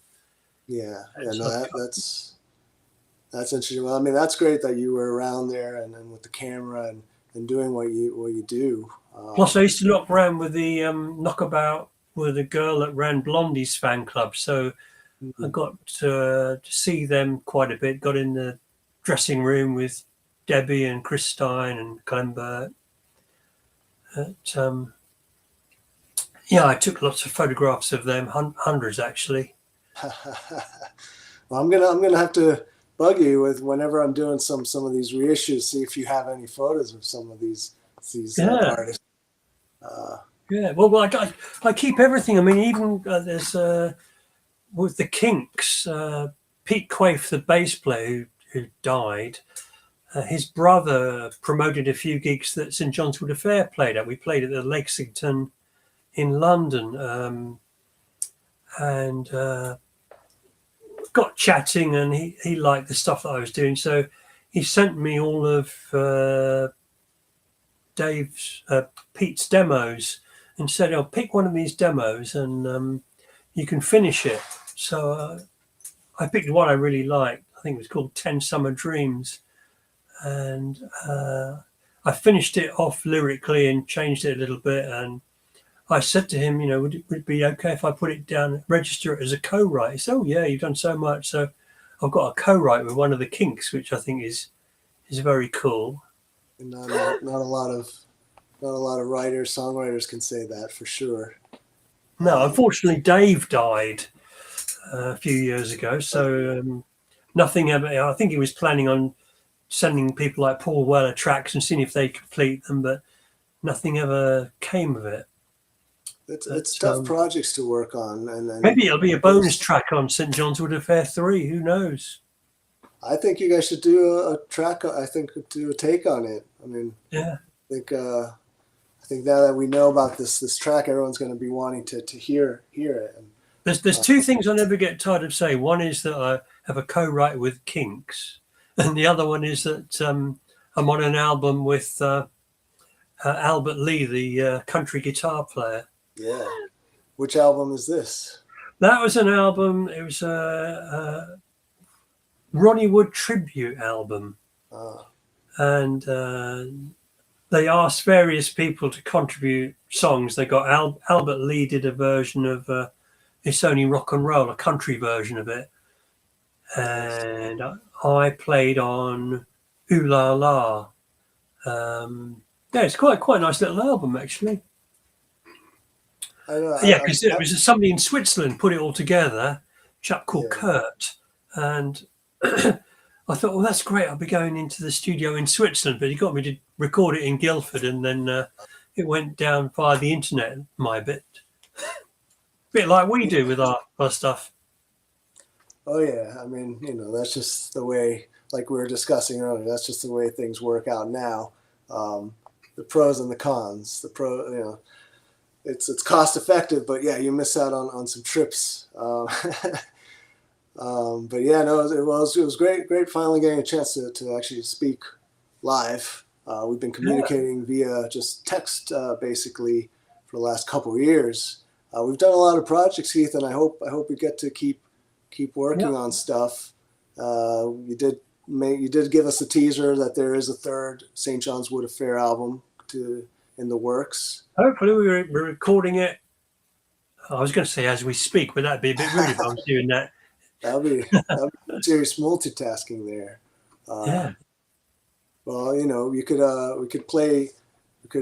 take this interview we did and speed it up or something, make some tape loops or something. Maybe that. Well, can I like doing, into as you song. know, I like doing tape loops and weird things. And I when we recorded the first album, I was recording this track "Sky Forever," a demo of it, and the phone rang, and it was Patrick, and it rang in time with the track. So I liked that, so I sampled that, and on the finished record, you can hear it. Yeah, it's in the song. I know. Yeah. I just I like to keep it real, like Page does. If he's playing a guitar solo and there's a bit of hiss on the amp, he leaves it in. Well, I'm the same. I like to leave stuff in. I think I'm with you on that. It gives it. The funny thing character. is, when I did, that Nirvana tribute album you released. Yes, that's another one. Yeah. Yeah. Well, Patrick rang me up. He said, "Oh, I think you've sent the wrong version because I can hear speaking at the end of it." I said, "No, I like all that. I often used to drive them mad at different studios because they say, oh, no, we have to tidy it up." I said, "No, I like it like Revolver, the Beatles, Taxman, where you can hear them speaking at the beginning. Leave it in. Leave all the chat in." Yeah, it gives it character. It makes it interesting. Otherwise, it's just it's going to be too generic, really. Too sterile. If you take out footsteps and stuff, keep it real. That's what I like to do. I think that's what people respond to with St. John's Wood Affairs is that vibe, which it's harder to come across. I mean, I'm guilty as anyone. I kind of like. Once you kind of train your ear to polish things and stuff, you can't help it. You can't help it. You have to go into another zone to not be that way. And I don't know if that makes much sense to anyone, but yeah, my point being is that there's more. It's actually, I think Pete Townshend said there's more excitement in a bad sound than a good sound, or something like that. And I always think of that, and bad sound. We think, oh, it's bad. No, it's not. It doesn't mean that. But like you're saying, like an amp hiss or something that normally you'd be like, oh no, we actually don't want that. But no, if you leave it in there, it gives it something else, and even bum notes and stuff. I always would try to keep stuff like that on records, and like I said, it depends on who your audience is. If you are trying to get on radio, you're going to have to sound like a computer. Yeah. So that's the other side. But if you're trying to make something authentic and stuff, and the audience is there, and right now more than ever, I think people are at that crossroads almost, like where they're responding to, the more authentic stuff versus the AI and all this stuff. I mean, I believe everything can coexist, but you're going to see the audience kind of shifting in one direction or the other, because yeah, it's the way things are going in that direction. But it's all There's a lot exciting, of I think, at the end of the there's a day. lot of good things happening as well. The most Yeah. weird thing is you can go onto Instagram or Facebook or somewhere. You can email Donovan or one of the most famous musicians in the world, and sometimes a minute later they reply back. Thanks, Stephen. Yeah, no, I mean, it's amazing how connected everyone has become. I mean, here we are chatting. It's a result of just a quick connection. Yeah, because I mean, I remember having the orange and blue CD, and there's the Key Smart credit, right? But not much is known about you. Like you're just okay. You were involved in the record, but I didn't know how exactly or what. Well, the funny thing was when we went to Spain to play, we arrived at the venue, and some people came up to me. They recognised me from the album cover because my picture's on there. Sure, And yeah. Patrick's standing next to me, and they didn't recognise him. They asked me the side things. I was saying, "You Well, he should probably really be didn't like talking that. to Patrick. He's the main man." But I think what Patrick does, and I think a lot of artists do, is Patrick uses sort of photographs of him from the '60s. So he turns up, nobody recognises him. Yeah, that's true. Yeah, because that again, that was weird. There's some weird photographs in the original CD, which I mean we kept on the new edition, but like we added a lot more, some from your archive, which gave us a bit of a peek behind the scenes. Well, that album was recorded around Alex's flat in Highgate, just down the road from the Kinks studio, funny enough. Oh. And it was a very strange, it used to take me an hour to drive there from the house where I was living in Surrey. And it was a very strange arrangement because in the car park, there were all these alternative sort of lifestyle people living in old army vehicles and things. So I used to go up in this tiny lift with guitars and amps because I was playing electric guitar, bass, acoustic, and I had an electric sitar as well I was playing on that album. So we did put a lot on that.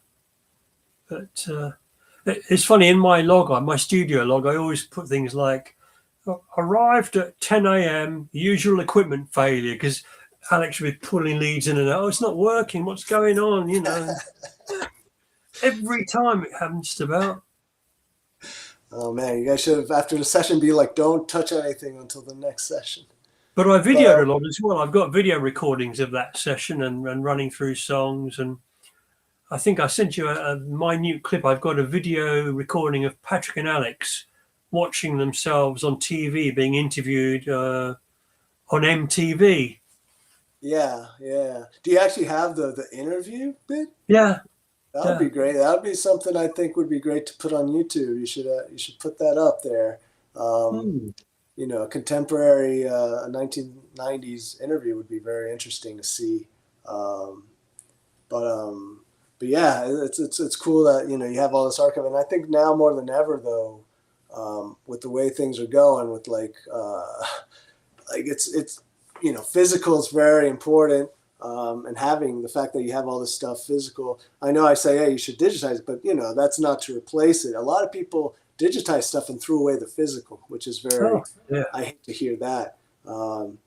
So and I understand. I mean, it is a lot to carry with you. I mean, I have a few tubs of my old junk, which I refuse to get rid of, and it has little. I mean, I think maybe 10 years ago I wouldn't have felt this way, but now I feel like it's even more important to hold on to this stuff, because we quickly forget these times and days and how things used to operate. So that's why I love having the conversation here, talking about, your experience, the 70s and 80s, mostly, just gigging and stuff like that. I love hearing it.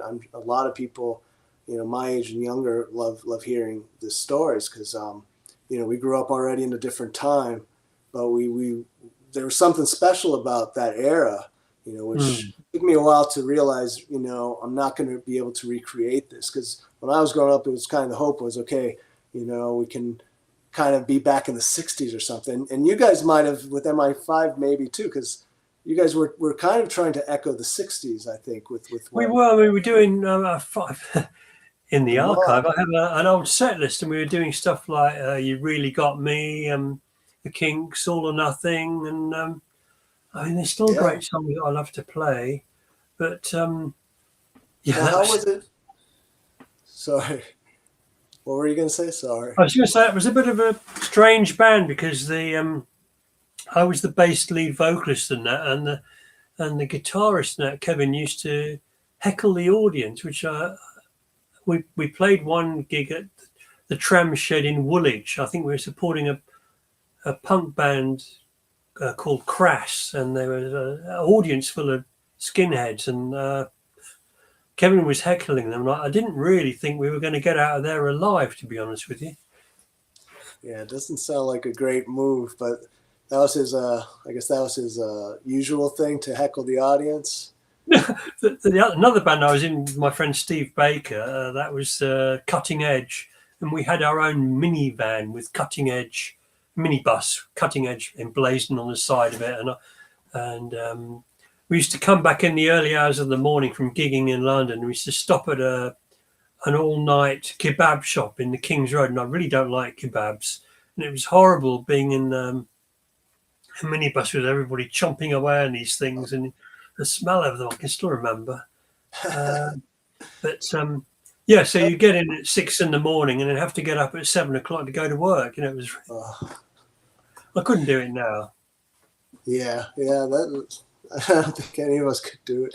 And then, the motorway, that was a big deal. That was a big part of gigging in those days, right? Like, that was like, I know the Kinks wrote about it. A lot of bands would write about the motorway. Yeah, going up there. We never really, we were around a lot later, sort of from 1980, really. So, and we tended to play mainly around sort of London and the home counties rather than go miles and miles away. But it was cool having a minivan, even if it stunk of kebabs. Well, let's see if we have any more. Oh, we got Scott tuning in. Hey, Scott. Well, thanks for managing. He tuned in late, but he likes the chat. Well, thanks, Scott. That's good. Yeah, so that's what's fun about the live thing. And sometimes, we've gone on a good amount of time, but people pick up on it. But it will be staying. This will, I think, automatically go into our YouTube for forever, and then hopefully we may be able to stuff, and we'll spread the word that way. But for sure, we'll have a lot more to talk about next time, Keith. KeithSmart.co.uk. That's the website, right, Keith? Yeah. You got it on screen there. That's right. Yeah, the diary isn't up to date because for technical reasons. You got to update it. But everything else is this all guitar stuff and all the books and records that I've been involved with. That they're on there. Yeah, there's a lot to check out. So if you're feeling lost in this conversation, that's your guide. They'll probably give you some more in-depth background on all the. If you're having trouble sleeping at night, that's the website for you. That's the ticket, yes. And be sure to check out all the collection here. We got St. John Wood, number 2, number 3's on the way. And yeah, thanks a lot, Keith, for being part of the label, and you're working on a new video for us, aren't you, as well? Yeah, I've got the start of a couple of videos. Honestly, I think Memory Lane and great. Memory Lane is about Woodham Lane in Woking, where I used to live, and further down the road, Pete Ham of Badfinger lived and died before I moved there. And then the other end of the road, Tom Evans, the bass player from Badfinger, lived and died. So yeah, that's a sad story. but that's just amazing, you know. I mean, especially for some fans like us in the States, you know, like it all you know, you are making it feel like the cab driver in New York City. Like you're making me ask you, oh, do you know this guy? Because it's like it's such a small world when you say these things. Well, I used to see Oh, Rick yeah, he lives Parfitt. down the street. Rick Oh yeah, I Parfitt see him in the from grocery store. Status Quo. I used to see him down the pub, and he had lots of rock and roll stories that I probably couldn't Oh. repeat for libel reasons. Well, we worked. That's another. I mean, what I also love is there's a lot of connections here that are being made with the label. Totally, you know, not on purpose. It just sort of happened. I mean, the whole label just sort of started happening on its own, and I'm just kind of trying to control it. But it's the universe, really. I should call it Universal Records, but I think that was taken. But Yeah. Well, I gave you a yeah. name check in our in the thank you section of St John's Wood Fair 2. Did you see that? The name? Yeah. I gave you a name check. Oh, I know. The very end of it. I know. I got it right here. But yeah, I was gonna say, because Andy Bound, who's Status Quo, you know, I'm trying to convince him to let us reissue some of his early albums, but I think he hates them. So, but people, Who are you saying? Oh, Andy Bound, Andrew Bound. Oh, He right, plays yes. keys. Yeah. Tarot. He played Great keys with. song. Yeah, Tarot. Yeah, we put that out, which was a great suggestion from the guy who designed the sleeves. Actually, he's like, hey, what about this song? And next thing you know, we got him to approve that. So that was very exciting. But yeah, so you know, the Status Quo. You know, there's all these little connections. Billy Nichols, I have my own story because I covered one of his songs, and I guess someone caught it from his team, and they wrote on Twitter, on X, they wrote a message like, oh wow, this is really great. So yeah, it's a small world. All these, so even though it's a small world in England, apparently it's also a small world in the whole world when you're in this rock and roll world. Yeah, I don't know. Any last thoughts here while we say good night to the audience? Oh, any last thoughts? I'd just like to thank people for tuning in and for buying our 2 albums. I mean, I remember you saying that the first album was one of your best sellers at one point. I don't know how the second one's done. I mean, we you know. You better say it's done really well, just for the viewers. Yeah, no, we're almost out of copies. Actually, we're almost out of copies. Definitely of the first album. It's been out longer, I guess. But isn't it amazing how I haven't seen a bad review in a magazine, all like Shindig and Viva La Rock. No, yeah, R&R, they've all given it great reviews. The album's been getting great reviews. You know, like I said, it's very. I know I've probably told you this. I tell everyone, you know, how difficult it is marketing music today in this day and age. But you know, thankfully we're actually not like freaking 18 or 20-year-olds, because I feel bad for them. I don't know how you would start a band and then try to get anything. So, you know, with our audience, I think we're slowly still building our audience. I think YouTube is going to be actually a very big key, and I have some plans for this year, because this day and age, I mean, I always advise artists not to spend a lot of money on publicists and stuff, just because at the end of the day, at least, I mean, I don't have any, you know, sadly, I can't say any good experience with spending a lot of money on PR, and because I end up doing all the work and getting the results myself, right? So, you know, you got to really look into what you can do, and you know it with social media and stuff. You know, there's a part of it that's like just horrible. Like social media in general is horrible, but for what we do, it's really key. It's great. I can tell you, between, you know, somewhat like when you do a post of something, or in some cases, some of these artists, they'll post and immediately, you know, 20 CDs fly off the shelves. That doesn't happen with print ads, with anything. I mean, it just doesn't happen.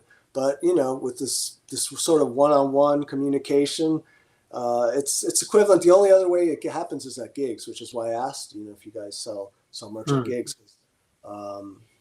Yeah, that's really the ticket. But it's all about trying to share this music. But onto the success of the albums. I mean, they've done very well under the circumstance, which, like I say, it's just very tough. No one gets numbers.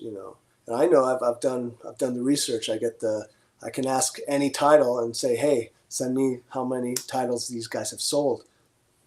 So I have to do that base like how many I should press, So, yeah,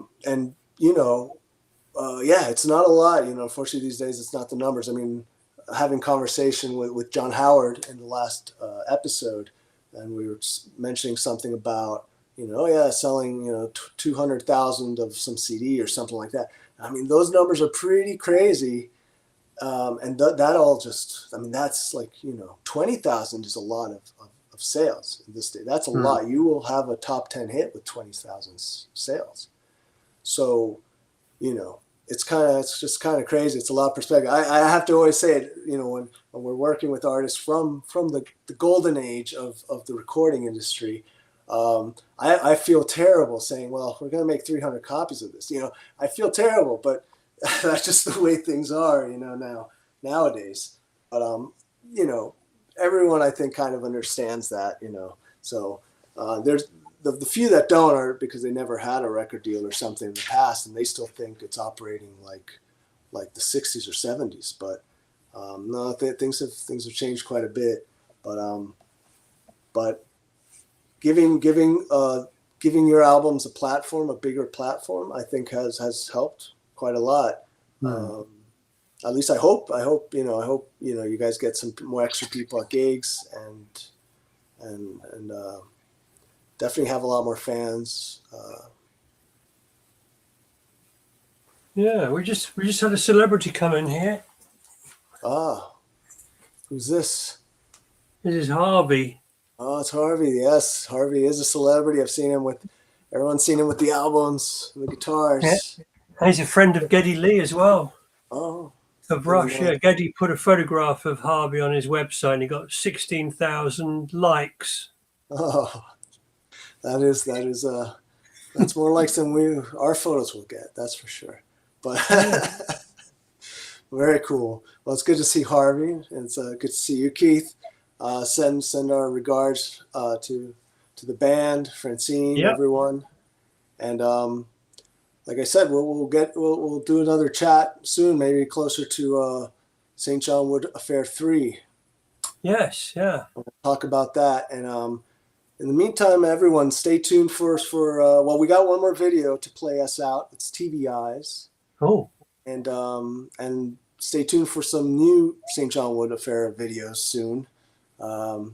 Actually, again, I'm watching these videos as we put them, and I'm like, oh my God, like it feels like watching 16 millimeter old ancient films. I'm like, oh, it could be done so much better now. So, I know things drag on sometimes, but it tends to work in the favor because technology is just getting better. So, so we'll get some new videos cooking, and keep sharing the songs out, everyone. Follow Keith on Instagram, Facebook. Where else? Where else can they find you? I've actually got a X account as well, but I haven't been on it for a while. I just tend to do most on Instagram and Facebook. Yeah. Well, those go hand in Are you hand. on TikTok as well, Roger? No, I'm not. Are you on TikTok? No. Oh, you should be. No. I know. I haven't crossed that, but honestly, I think it's already over. So there's already going to be a new one.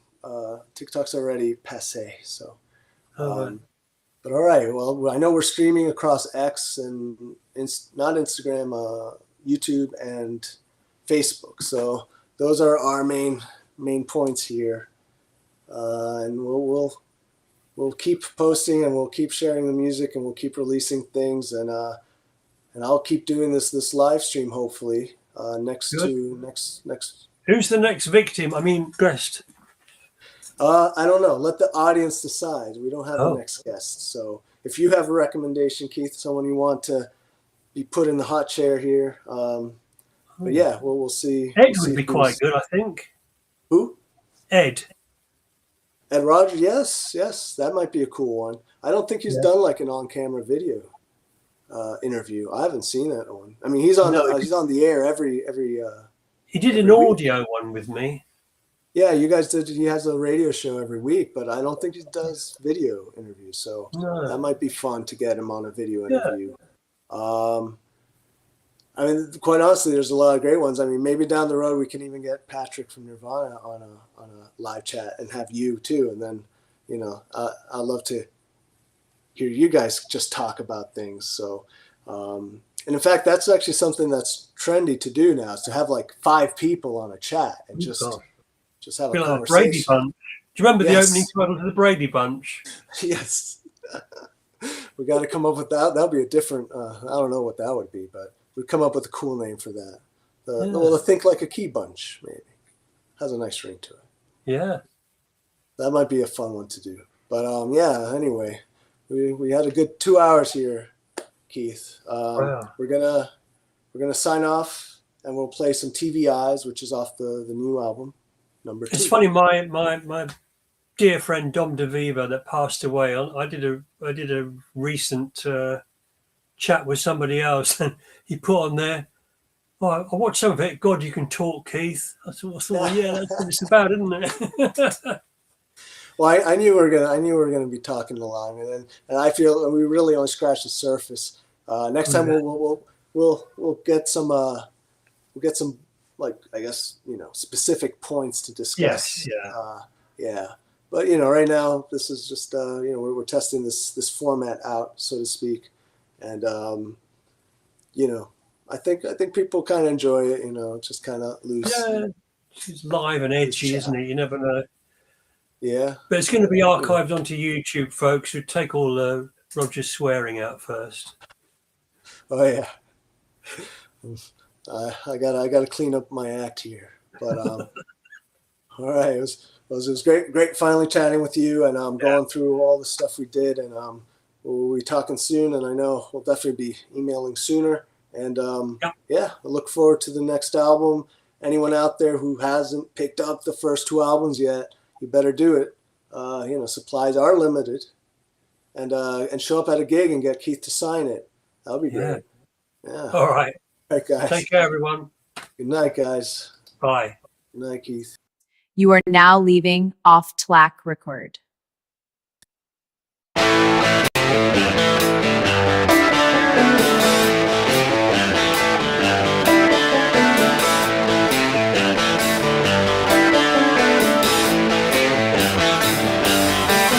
saw you walking down the King's Road with your guru in tow, with your Chinese scarves. You were really on show.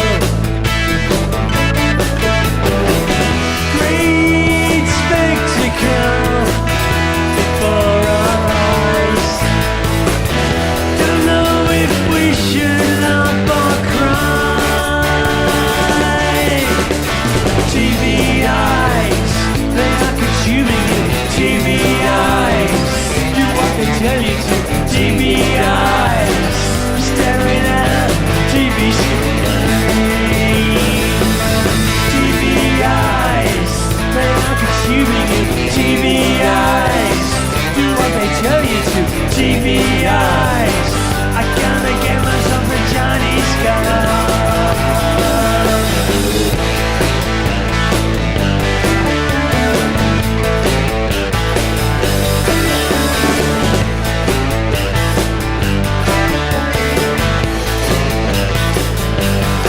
I saw you in the coffee shop, and you gotta be close.